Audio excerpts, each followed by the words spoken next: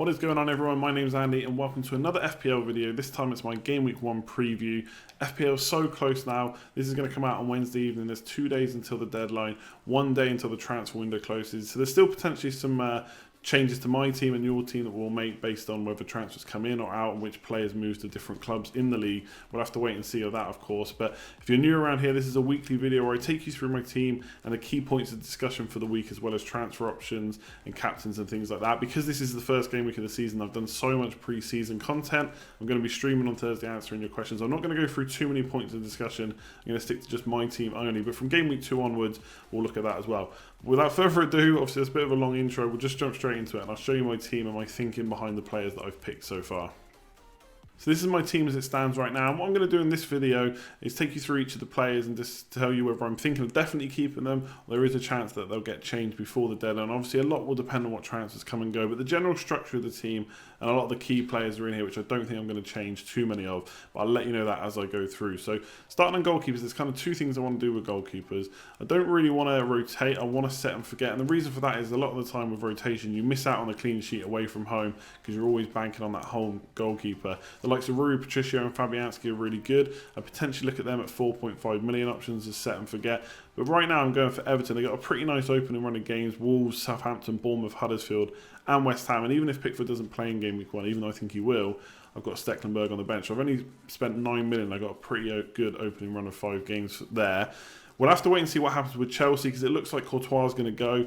If they bring in a keeper and he's priced at 5 million, I might just go there instead. I've looked at the likes of Edison, Alisson, De Gea. I just think they're a little bit expensive. So right now I'm trying to spend as little as possible on goalkeepers, 9 million. I want to go set and forget. So at the moment I'm on Pickford. That could change. I might go back to 4.5 million goalkeepers. So we'll wait and see on that. I think that'll be one of the final decisions I make, actually, goalkeepers. And then in defence, I've got Mendy and Robertson. They're 2 key players that I've wanted in my team since the start. Robertson looks nailed on at left back. Potentially Moreno could take some game time off in Moreno. Klopp said some good things about him, so potentially that could happen. But I think for the most part, Robertson's nailed. He's going to be attacking. And I've said lots of times in pre-season videos that Liverpool are going to keep a good amount of clean sheets. So Robertson in there at 6 million, I think he could match what the likes of Alonso have done in previous seasons, or Azpilicueta as well, just with the amount of clean sheets, bonus points and attacking returns he's going to get. And then Mendy, Man City's run of fixtures is so good from game week 2 onwards. I've got to get some of their players in. Again, he looks fairly nailed. I don't know if Delph's going to take too much time away from him. Delph's such a different player to Mendy. Obviously, Mendy's very attacking, going to get down that wing, potentially provide width if Man City play a 3-5-2 and the wing backs. Mendy will provide the width there on the left, and even in a back 4 he can get right up and attack. So for me, Mendy with Man City's fixtures is a no-brainer. So those 2 are in as my premium defenders, who do usually offer good value as well. We've seen the seasons gone past that premium defenders offer good value, so they're in for me. And right now I've got Trent Alexander-Arnold, and because Liverpool's opening 4 fixtures are really good, I kind of want to triple up or at least double up on them. And I just think with the amount of clean sheets they're going to get in the opening 4 games, it's worth a gamble when he's only 5 million. Looks like he's going to start as well. So right now I don't see a better option really at 5 million. There's other options, Saka at Crystal Palace, Luke Shaw at Man United, but we're not sure how long he's going to start for. So for me, I've got Alexander-Arnold in there right now, but we'll come on to why that might switch later on. But for me, Liverpool double up's fine because their fixtures are pretty good for the opening 4, and I do foresee clean sheets there. Then going into midfield, I've got Salah. I don't really want to spend too much time on this. I've got a whole video dedicated to why Salah is essential, or is he essential. You can kind of guess what the outcome of that video was. So Salah's in there as captain. He looks like the obvious choice in game week 1. So we'll leave Salah there. He's got to be in my team. He's going to be in my team unless he gets injured before game week 1. Right now I've got Sanchez. Now Sanchez had a pretty good pre-season. He's also had the summer off, which he's not had for a while. He's going to be the talisman for Man United with Lukaku and Pogba away probably for game week 1. He's going to have to be the one that drives them forward. Leicester are going to be without Vardy, so not so good going forward potentially. And they're going to be without Maguire in defence for game week 1. I just think Friday opening fixture at Old Trafford, Sanchez is always hungry for success, always wants to play when he gets out on the pitch. So I've got him right now. The only problem with him is when I look at him, all I see is Mane plus 1 million. Obviously, Mane's 9.5 million and Sanchez is 10.5. So I wonder if I could spend that million elsewhere. And obviously, a lot of that will depend on how I rejig my team, depending on transfers. Maybe instead of Pickford, I could go for De Gea, or I could go for Alisson or Edison or someone like that at 5.5 million. Maybe I could upgrade Alexander-Arnold to a 5.5. So potentially I could downgrade Sanchez. But right now he's in my team. I like him. He's a bit of a differential. Not too many people look at him. for good reason probably, with how he's performed at Man United so far. But as a little punt for the opening few game weeks, he's in there for me right now. And I've got 2 6.5s. So I'll be honest with you, with Jota at Wolves, a lot of this is coming from how the community are talking about him. Everyone's kind of bigging him up. They think of the newly promoted sides, he's probably going to be the kind of talisman for Wolves, and the player that does really, really well. So I've got him in right now. He did well in the Championship. My only worry is that a lot of the time, Championship sides come up, they score less goals, they concede more goals, and they just don't score enough points. But we have seen in the past, it has happened with a few players that they do well, especially those who are talisman. Obviously, Gross got brought in by Brighton last year and did really well. And Jota's already known by the Wolves players. They played a lot with him last season. So he's in for me right now, but that could change to someone like Bernardo Silva at Man City. I could downgrade Sanchez to Mane and upgrade Jota to Bernardo Silva, who's 7.5 million, so he could do really well as well. We'll have to see. Right now I've got Jota. And then Richarlison, as soon as he went to Everton, because of their opening fixtures, I really wanted to get him in, basically. 6.5 million. He's played under Marco Silva before and done well. Again, like Sanchez, he's had a summer off. He didn't do that last year. I think he suffered from a bit of burnout, which is why his kind of stats and goals and assists and stuff really went kind of downhill quick. But the start of the season was really good, and I'm hoping he can do that again for Everton. And kind of just going back to Pickford with Everton, they're looking at signing a new centre-back, and I just think with Keane and a new fresh centre-back that's not Jagielka, they could get clean sheets with Idrissa Gueye and Schneiderlin in front. I think there's the potential to get clean sheets, although I know Marco Silva's kind of more of a attacking manager, which is why I've got Richarlison. But just going back to Pickford, that's another reason why he's in for the Everton way. Aguero, I'm pretty sure I'm going to start with him. Obviously, the Community Shield's really kind of made me think has got to be in my team, and with Man City's fixtures being so good, I want their players in. I'm a bit worried about the midfielders because I don't really know who to go for.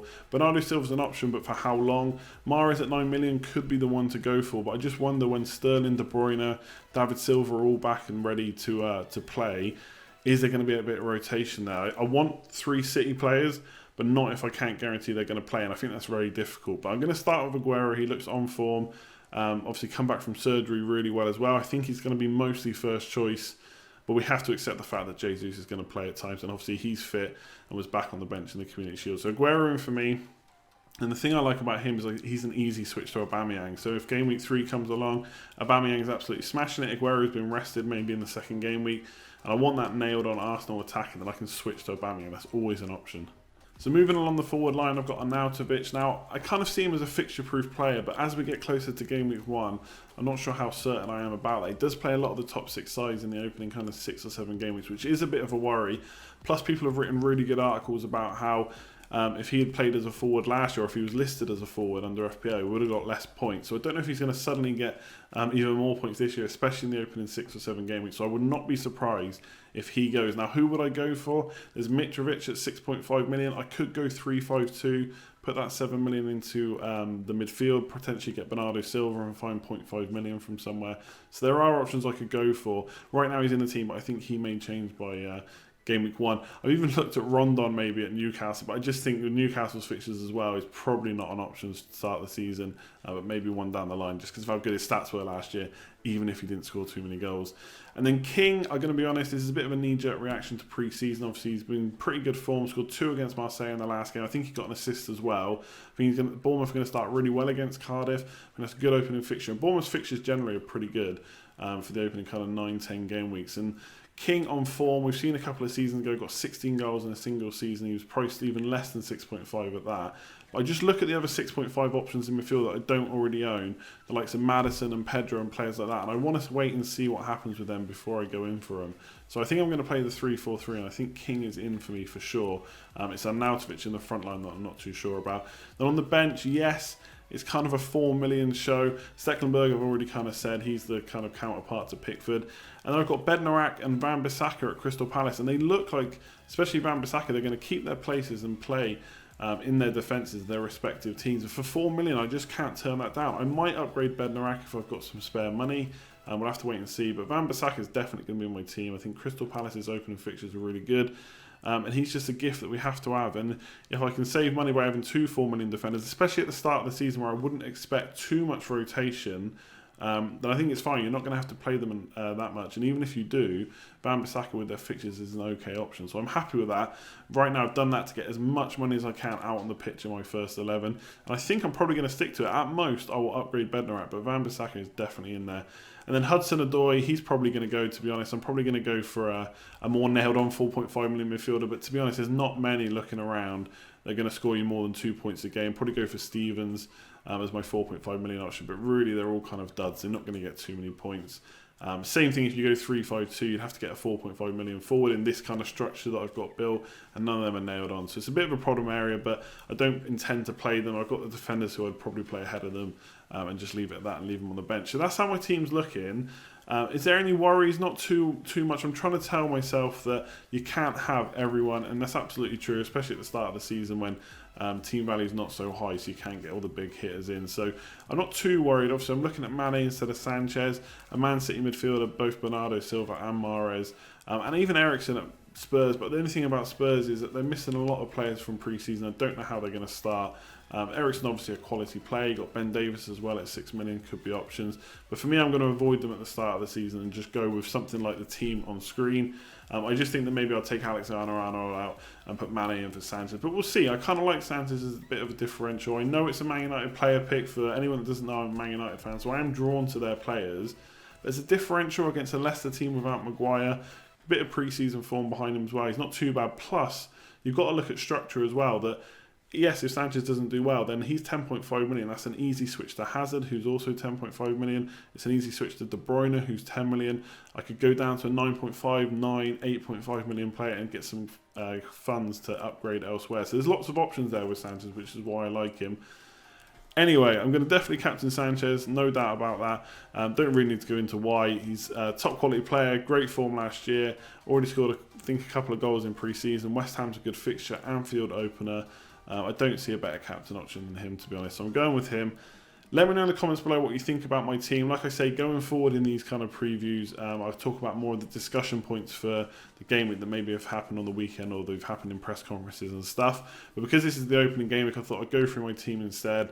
There's loads of other videos if you want to see my viewpoints on other stuff. And I will be streaming at 9 o'clock UK time on Thursday. Should be a bumper stream. I'm going to go for 2 or 3 hours, hopefully. Answer as many questions as you can and go there. Otherwise, going to leave that video there. Like, comment, share, subscribe. Let me know what you think about my team, what kind of decisions you're making and stuff like that. How close are you to your kind of starting 15 squad and having it absolutely nailed and locked in? Let me know in the comments below. Otherwise, I'm really going to leave it there now. Like, comment, share, subscribe, all that good stuff. I'll catch you next time. Cheers all.